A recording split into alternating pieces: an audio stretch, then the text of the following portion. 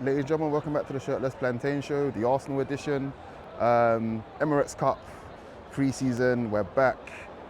The sun's not shining anymore, but usually I'm used to being at Emirates Cup games where the sun is beaming well into the evening. But I think our English summer's pretty much done now.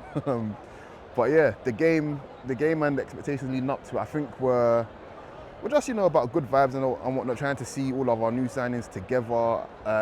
Gyökeres starting was actually a big shock to me, but I think after finding out that Havertz wasn't quite right, I think there was, probably a need for him to start there, and it was good. He got to get his reception and whatever else. Norgard as well. I think it was a good decision from Arteta to get these players bedded in. The game itself, more of the same, man. Literally, it was stodgy. And to be honest, I was looking at Gay, their number 18. He was getting up and down, man.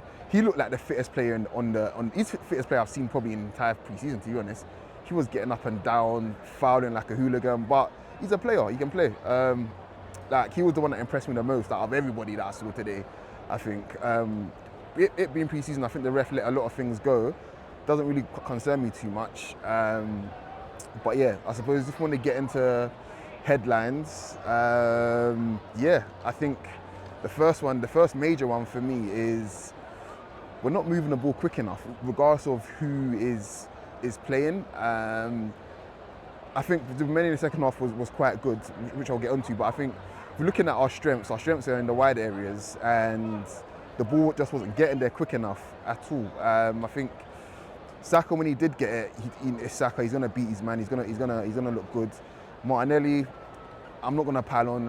You can go on social media and scroll for 10 seconds and see what the consensus is on him. I just think he's in the role of playing him. He's just not good enough, to be honest. But I still feel like he's got so much use for us, just not currently how we're deploying him. So I'll leave that part there. I was looking at Kiwior and Saliba partnership. They know each other really, really well. So that to me, I think that pod itself is fine. I suppose Wanyeri starting again in the 10, he was a bit isolated, didn't really get the ball much, and then all of a sudden he'll come alive every so often, got a nutmeg off, do you know what I mean, running at his man, winning fouls. But that final sort of bit of danger that we saw so much of him last season in the final third, it just felt like, I'm going to put it down to match sharpness, but I don't feel like that a lot of it was there. But yeah, I think the goal itself, Pepe not celebrating was cool, but I thought he would have celebrated, because for some reason Arsenal fans were booing him, and it's like, I don't understand why you're booing Nicolas Pepe. What did he actually ever do? Do you know what I mean? It's ridiculous. So yeah, but again, that's something else that probably wouldn't have been given during the season. But I think clearing our lines, just got to get sharp there.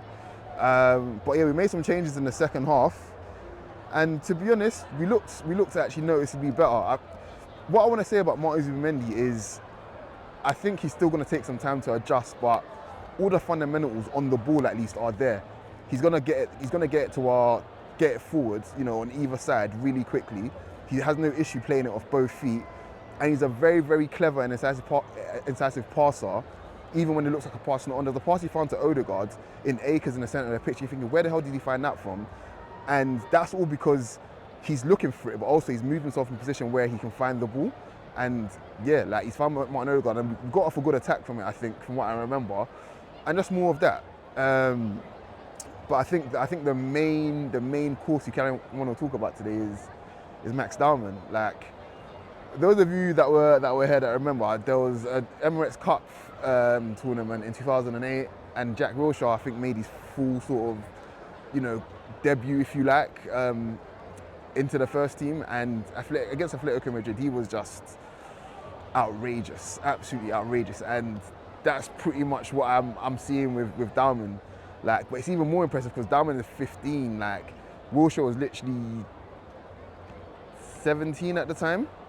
So yeah, a full 2 years older, and he's taking on full season professionals and doing whatever the hell he wants, basically. He won the penalty again, like he did against Newcastle, with a clever bit of play, and he looked fearless. There's that swashbuckling nature that he's got, and it's his running gait as well. You just don't quite know which way he's gonna go, and we're seeing a lot of him off the right.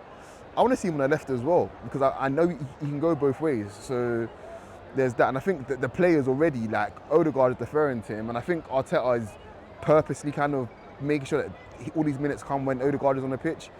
And it's the same thing all over the pitch. If you look at the subs we made initially, Mosquera came on for White, but then he's paired next to Saliba, right? And then Saliba comes off, he goes in centre back, but guess who comes on? He's in between now, Timber and Gabriel, both experienced players. And then if you look in front of Timber, Timber's got Dalman there, so Dalman's got a bit of protection, but he's also got Odegaard next to him as well. So it's very, it's very deliberate, but I think those sort of things can help with bedding in players quickly. I suppose if I have to talk about Gyökeres, I'm trying best to avoid it because I'm not making any conclusions. He's clearly not fit. Like, I've been calling him fat all pre-season in the group chat because he does look fat to me. Not saying he's obviously not fit, but he needs to shed a few pounds. I feel like if he gets his build a bit more similar to Ben White's, automatically the sharpness just kind of flows with it. But yeah, he did some good stuff in the first half. He fashioned some chances for himself, which is what I kind of want to see. I know he's a box presence and he's primarily like a box player kind of thing. But playing for Arsenal, sometimes you got to fish for yourself as well. And I think that's what we kind of want. You want a different option to Havertz. So yeah, he got off some good actions by himself there.